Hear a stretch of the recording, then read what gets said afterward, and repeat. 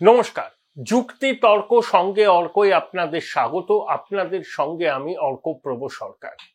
আমাদের সবার সিলেবাসে ইলেকশন, যারা আমরা রাজনৈতিক ঘটনার বিশ্লেষণ করি, রাজনৈতিক দলের কর্মীরা, নেতারা সবাই এখন সাজো সাজো রব সব শিবিরে। কিন্তু কেন্দ্রীয় এজেন্সির সিলেবাসেও কিন্তু ইলেকশন। মুখ্যমন্ত্রী বলেছিলেন না, অ্যাকশন হলে রিঅ্যাকশন হবে। ইডি কিন্তু অ্যাকশন শুরু করে দিল একদম। এটা নিয়ে আর কারোর মনে কোনো প্রশ্ন থাকারই উচিত নয়। 10ই অক্টোবর কলকাতার নানা জায়গায় ইডি অভিযান চালিয়েছে ওই পুরসভায় নিয়োগ দুর্নীতির বিষয়ে। সুজিত বসু 2024 সালে জানুয়ারি মাসে তার বাড়িতে দীর্ঘ 12 ঘন্টা ধরে ইডির অভিযান হয়েছিল। তার একেবারে দক্ষিণস্থ নিতাই দত্তর বাড়িতে অভিযান হয়েছিল। এবার সুজিত বসু সল্টলেকের একটি অফিসে অভিযান হয়েছে, তার মালিকানাধীন একটি রেস্তোরাঁয় এবং নানা জায়গায় অভিযান হয়েছে, এমনকি নিতাই দত্তকেও বোধহয় ইডি স্ক্যানারে আছে। স্বভাবতই শাসক বলতে শুরু করেছে যে এই ভোট এলো, বিজেপির অঙ্গুলি এলনে এজেন্সির তৎপরতা শুরু হলো। দেখুন, ভোট এলো, বিজেপির অঙ্গুলি এলনে এজেন্সির তৎপরতা শুরু হলো, এসব শাসক বলতেই পারে। কারণ ইডির অ্যাকশন গুলো এমন এমন সময় হয় যখন নির্বাচন দরজায় কড়া নাড়ে। কিন্তু যাই হোক না কেন, ভোট আসুক, বিজেপির অঙ্গুলি এলনে চলুক, কেউ যদি দোষী প্রমাণিত হয়, ইডি যদি তথ্য প্রমাণ পায়, তাকে যেন আর রিয়াত করা না হয়। না হলে এই কেন্দ্রীয় এজেন্সির বিশ্বাসযোগ্যতা নিয়ে নানা মহলে ইতিমধ্যে প্রশ্ন উঠতে শুরু করেছে। সেই প্রশ্নগুলো আরো কারেন্সি পাবে। এবার আসুন মাননীয়ার কথায়। 9 অক্টোবর মাননীয়া সাংবাদিক বৈঠক করলেন। জাতীয় পতাকার দুদিকে জাতীয় পতাকা, মাঝখানে তিনি বসে, তার বাঁ দিকে তার বিশ্বস্ত অনুচর বিদ্যুৎ মন্ত্রী অরূপ বিশ্বাস এবং ডান দিকে দেখলাম মুখ্য সচিব।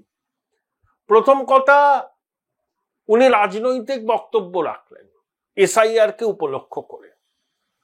অরূপ বিশ্বাস মন্ত্রী, রাজনৈতিক নেতা, তিনি থাকতে পারেন, কিন্তু মাননীয়ার একবারও মনে হলো না যে মুখ্য সচিব ওই সাংবাদিক বৈঠকে বসে আছেন। অতীতে তো তিনি আগে বলতেন, এবার আমি আমার অফিসারদের ছেড়ে দিচ্ছি, এবার রাজনীতির কথা বলবো। মুখ্য সচিব দেখলাম মনোজ পন, ভদ্রলোক, সজ্জন লোক বলে তার পরিচিতি আছে। তিনি মাথা নিচু করে কি একটা নোট নিচ্ছিলেন, আর মুখ্যমন্ত্রী বলেই চললেন, পুরোদস্তুর রাজনৈতিক কথা বললেন, নির্বাচন কমিশনকে আক্রমণ করলেন, ওই সিইও কে বললেন উনি নাকি দুর্নীতিগ্রস্ত, বাঁশের চেয়ে কঞ্চি বড়, বেড়ে খেলছেন, ইত্যাদি ইত্যাদি। রাজ্যের মুখ্য সচিব IAS officer, CEO Manoj Agarwal IAS officer, পদমর্যাদায় অ্যাডিশনাল চিফ সেক্রেটারি।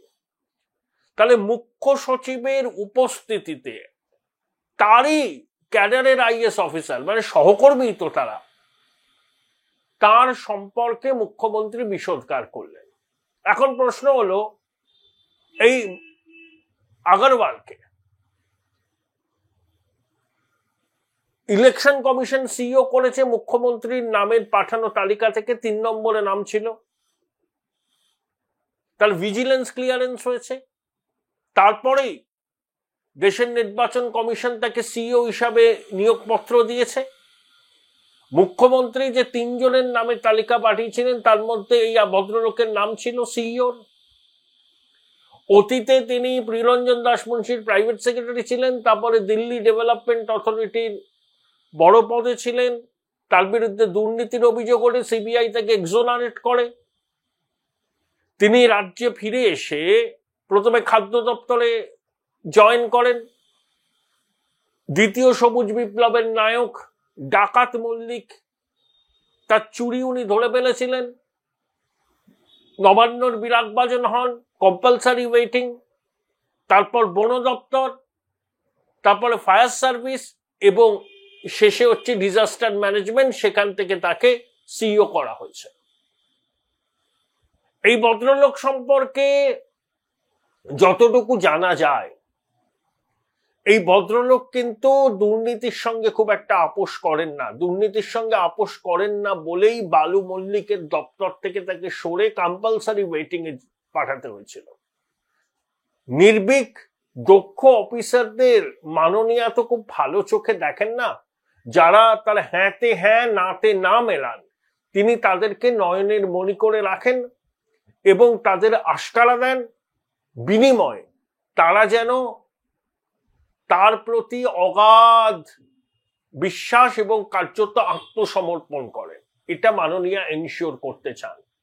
আমাদের নির্বাচন কমিশনের সিও সেই গোত্রের অফিসার নয়, সেই জন্য মাননীয়ার তিনি বিরাগ ভাজন হয়েছেন। ধমকানি চমকানি হুমকি তো চলছেই, করে কোনো লাভ হবে না দিদিমণি, করে কোনো লাভ হবে না। আপনি যদি এসআইআর করতে বাধা দেন নির্বাচন হবে না, স্পষ্ট কথা শুনে নিন, কোনো নির্বাচন হবে না। একটি সাংবিধানিক প্রতিষ্ঠানকে তার সাংবিধানিক কাজ করতে আপনি বাধা সৃষ্টি করছেন, এটা যদি এস্টাবলিশ হয়, এসআইআর বিজ্ঞপ্তি বেরোবে, আমি আগেও বলেছিলাম নভেম্বর থেকে হবে, এই এসআইআর করতে গিয়ে পদে পদে বাধাপ্রাপ্ত হবে কমিশন। সুপ্রিম কোর্ট কি বলেছে যে ভোটার তালিকা সংশোধন করা নির্বাচন কমিশনের সাংবিধানিক অধিকার, আমরা তাতে অবাঞ্ছিত হস্তক্ষেপ করব না। কমিশন বলেছে সারা দেশে হবে, সারা দেশে খুব সুষ্ঠুভাবে হবে। দিদিমণি বলেছেন বিহারে করতে পেরেছে কেন, ওখানে ডবল ইঞ্জিনের সরকার, বাংলা কিন্তু অন্যরকম। তিনি হুমকি দিচ্ছেন কমিশনকে, তিনি প্রতি পদে পদে বাধা সৃষ্টি করবেন। এবং এই এসআইআর এর কাজ শুরু হওয়ার পর যদি কমিশন মনে করে রাজ্য প্রশাসন বিন্দুমাত্র সহযোগিতা করছে না, তারা এসআইআর স্থগিত করে ভোট পর্যন্ত স্থগিত করে দেবে। শুনে রাখুন, আপনি পাঙ্গাটা নিচ্ছেন এমন একটি প্রতিষ্ঠানের সঙ্গে, দেশের সংবিধান যাকে অপরিসীম ক্ষমতা দিয়েছে।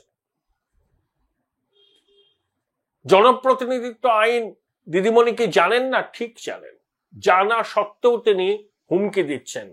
এই যে এসআইআর যখন শুরু হবে, বিজ্ঞপ্তি হবে, যারা এসআইআর এর সঙ্গে যুক্ত হবেন প্রত্যেকে নির্বাচন কমিশনে অন ডেপুটেশন থাকবেন, তাদের নিয়ন্ত্রণ করবেন নির্বাচন কমিশন।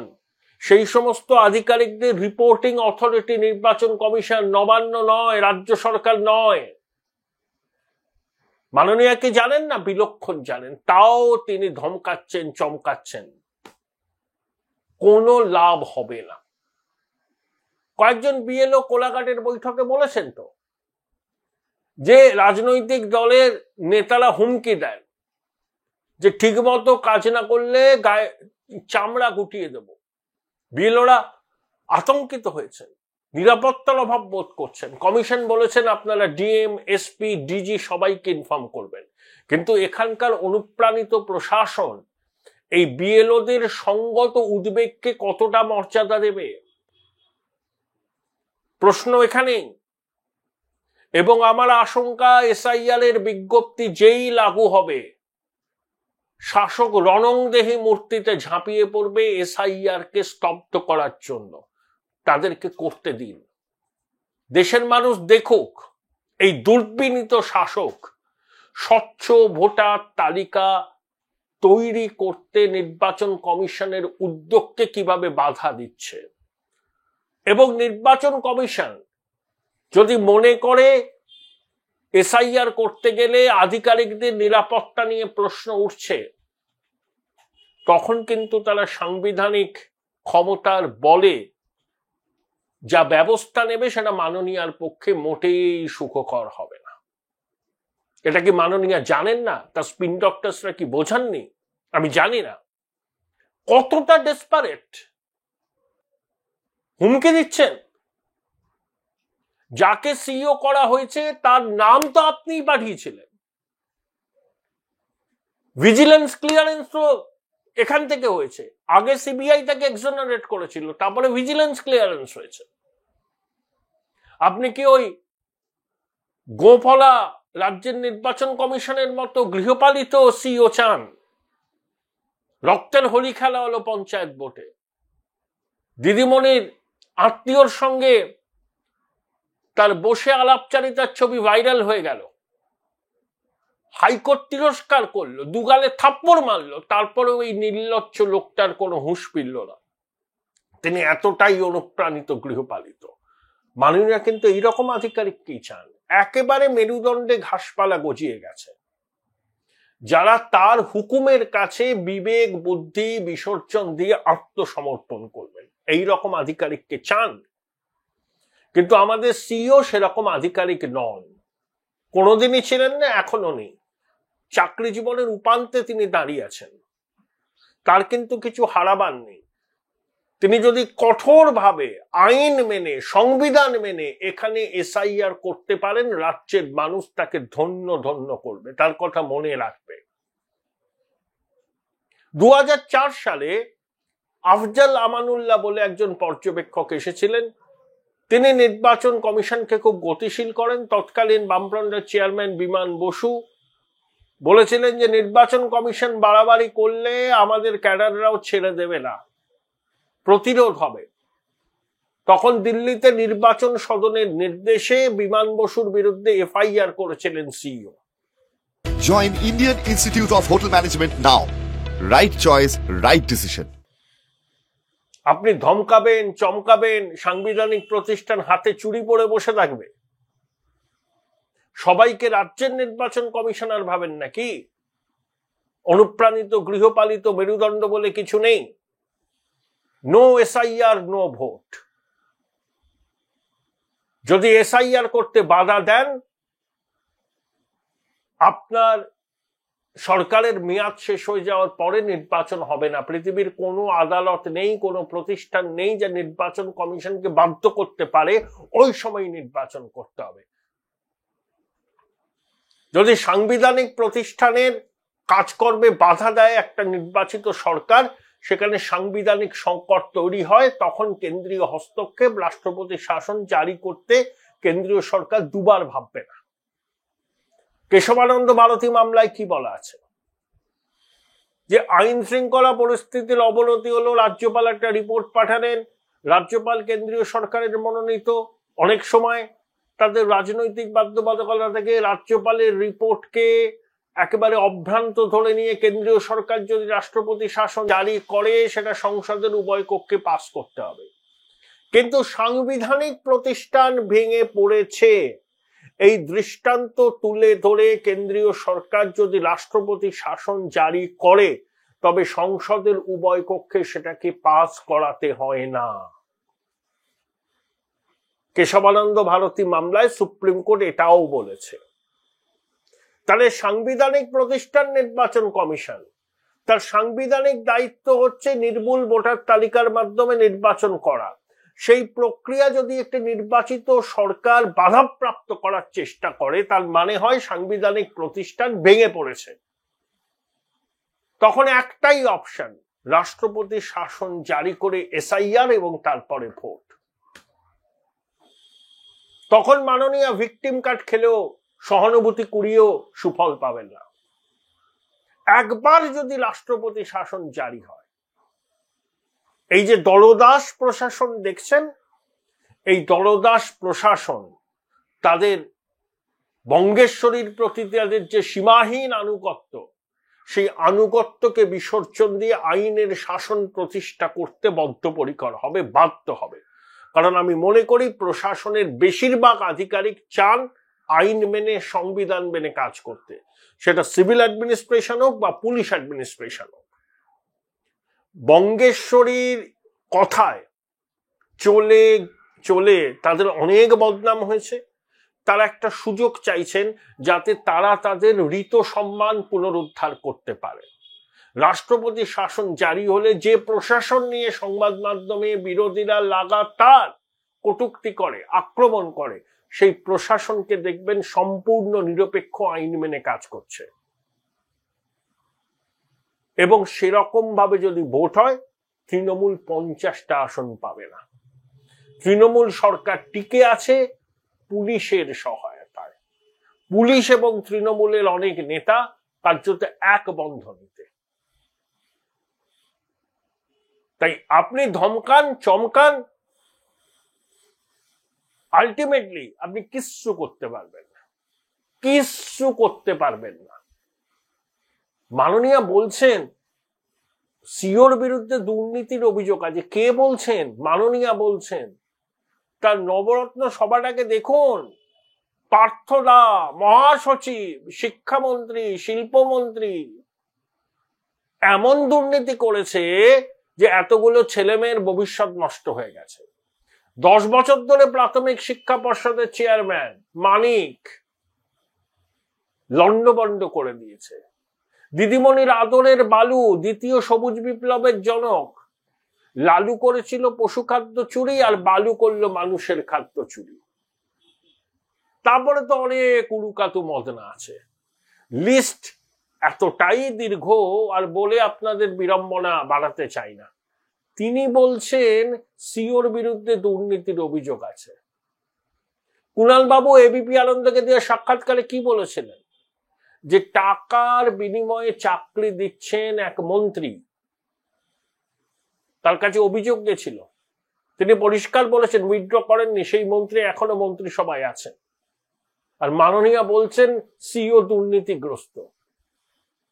সিওর তো উচিত এর প্রতিবাদ জানিয়ে মানহানির মামলা করা। যদি তিনি প্রতিবাদ না করেন তাহলে মাননীয়ার অভিযোগটাই অনেকে গ্রহণ করবেন। জানি না নির্বাচন কমিশন তাকে সেই অনুমতি দেবেন কিনা, কিন্তু তিনি ইন্ডিভিজুয়াল অ্যাজ আ সিটিজেন, একজন সহনাগরিক হিসাবে তার সম্মান হানি হয়েছে বলে তিনি আদালতের দ্বারস্থ হতেই পারেন। জানি না আইনে এই সংস্থান আছে কিনা, আমি জানি না। কে বলছেন সিও দুর্নীতিগ্রস্ত? দিদিমণি। তার নবরত্ন সবাই সব এক একজন এমন ডাকাত আছেন, পশ্চিমবঙ্গের মানুষ তাদের সম্পর্কে এখন এতটাই জানে, তাদের কথা শুনলেই তারা বিরক্তিতে মুখ ফিরিয়ে নেয়। সুপ্রিম কোর্ট বলল না দাগিদের বাঁচাতে রাজ্য সরকারের কি উদ্যোগ। অ্যাডভোকেট জেনারেলকে সুপ্রিম কোর্টের নির্দেশটা বুঝতে পারেননি। তিনি বলছেন যারা চৌর্যবৃত্তির সাম্রাজ্য 14 বছর ধরে প্রতিষ্ঠা করেছেন তারা বলছেন যে সিও দুর্নীতিগ্রস্ত। প্রতিবেদন দীর্ঘ করব না, শুধু একটা কথা বলি। 2011 বিধানসভা নির্বাচনের আগে ওই রাজারহাটের চৌরাস্তার মোড়ে মাননীয় একটা সভা করেছিলেন। টেবিল ভর্তি ফাইল গৌতম দেবের রাজারহাটে জমি কেলেঙ্কারির সব নাকি এখানে আছে, হিসেব আছে, তথ্য আছে। 15 বছর পেরিয়ে গেল, দিদিমণি কোথায়? সেই দুর্নীতির পর্দাফাঁস তো আপনি করলেন না। সেই একই নাটক আবার শুরু করেছেন। অনুপ্রাণিত গৃহপালিত সিইও পাননি বলে এই আগরওয়াল সাহেবের পূর্বসূরি যিনি ছিলেন তিনি খুব অনুপ্রাণিত। ওই রকম সিইও চান? আপনার রাজ্য ইলেকশন কমিশনের প্রধান যিনি, তার মতো সিইও চান? সেটা যেই হয়নি অমনি তাকে দুর্নীতিগ্রস্ত বলে দাগিয়ে দেবেন? দিদিমণি শুনে রাখুন, এসআইআর হবে, এসআইআর ছাড়া ভোট হবে না।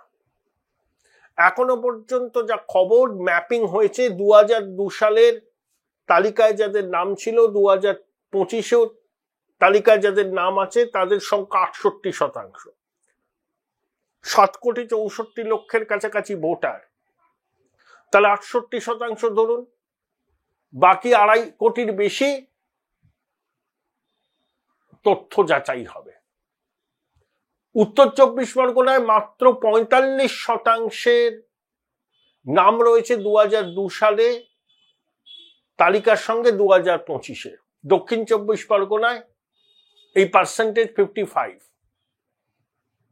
শুভেন্দু বলেছেন 150টা বিধানসভা, 105টা বিধানসভা কেন্দ্রে ভোটারদের সংখ্যা বৃদ্ধি অস্বাভাবিক, জাতীয় গড়ের থেকে বেশি। আর আপনি 2009 থেকে 2024 ধরুন, 15 বছরে সীমান্ত লাগোয়া বিভিন্ন বিধানসভা কেন্দ্রে ভোটারের সংখ্যা কোথাও 50, কোথাও 55% বেড়েছে। রাজারহাট নিউ টাউন, জলঙ্গি 30%-এর কাছাকাছি বেড়েছে।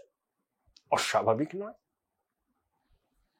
দ্বিজেন মুখোপাধ্যায় আবার ভোট দেবেন, শ্রমিক ভট্টাচার্যের প্রয়াত বাবা মা আবার ভোট দেবেন।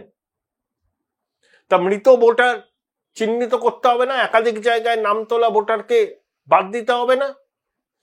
অনুপ্রবেশকারী রোহিঙ্গাদের নাম বাদ দিতে হবে না?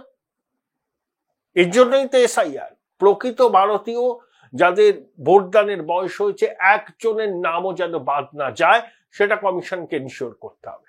আর একটা ভুয়ো ভোটার, মৃত ভোটার, একাধিক জায়গায় নাম তোলা ভোটার, অনুপ্রবেশকারী, তাদের নাম যেন তালিকায় না থাকে। মাননীয়া বুঝতে পেরেছেন ভোট ব্যাংক ক্ষতিগ্রস্ত হবে, তাই তিনি মরিয়া হয়ে হুমকি দিচ্ছেন। আগে দিয়েছিলেন বিএলওদের যে নির্বাচন কমিশন ক্ষণিকের অতিথি, তিনি আছেন, তিনি ছিলেন, তিনি থাকবেন।